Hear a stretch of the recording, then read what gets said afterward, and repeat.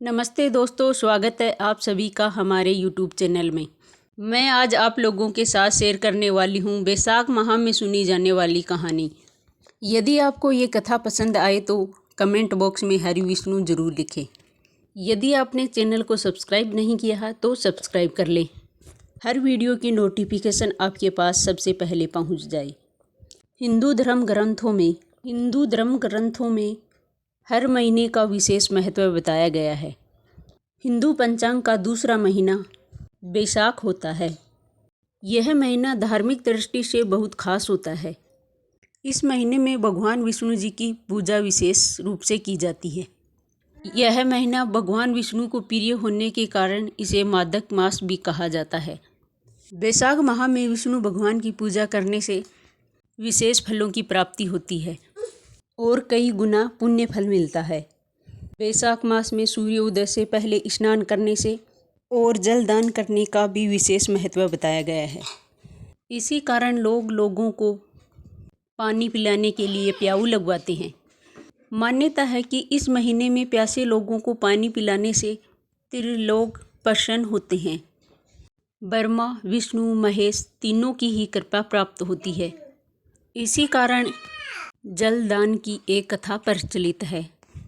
पौराणिक कथा के अनुसार किसी समय वंग देश में हेमकांत नाम के एक राजा राज्य करते थे। एक दिन राजा शिकार खेलने वन में गया। वे शिकार करते करते अपने सैनिकों से बिछड़ गए और थक गए। वन में उन्हें एक ऋषि दिखाई दिए। ऋषि उस समय समाधि में थे। राजा के प्रश्नों का उत्तर नहीं दिया। राजा ने क्रोधित होकर ऋषि पर वार करने लगा और ऋषि के अनेक शिष्य वहां आ गए और राजा को रोक दिया। राजा ने उनकी बात मान ली और शिष्यों से कहा, मैं बहुत थक गया हूँ, मेरे लिए भोजन का प्रबंध करें। शिष्यों ने कहा, हे राजन, हम गुरु की आज्ञा के बिना आपकी कोई सेवा नहीं कर सकते। शिष्यों के ऐसे करने पर और राजा को क्रोध आ गया और वे बाण चलाने लगे और कई शिष्य मारे गए। जैसे तैसे करके राजा अपने नगर आ गए। राजा ने यह बात अपने पिता को बताई तो उन्होंने राजा को ही देश निकाला दे दिया। राजा साधारण रूप में वन में भटकते रहे और 28 साल बीत गए। एक दिन बैसाख मास में महामुनि त्रित जंगल से गुजर रहे थे। वो प्यास से व्याकुल होकर बेहोश होकर जमीन पर गिर पड़े। हेमकांत ने उन्हें देख लिया और पानी की व्यवस्था की। हेमकांत के ऐसा करने पर किए गए पाप नष्ट हो गए।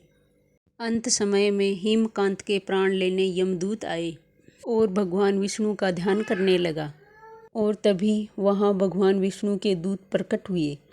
बैसाख मास में एक मुनि को जल पिलाने से, उनके प्राण बचाने से हेमकांत निष्पाप हो गया है।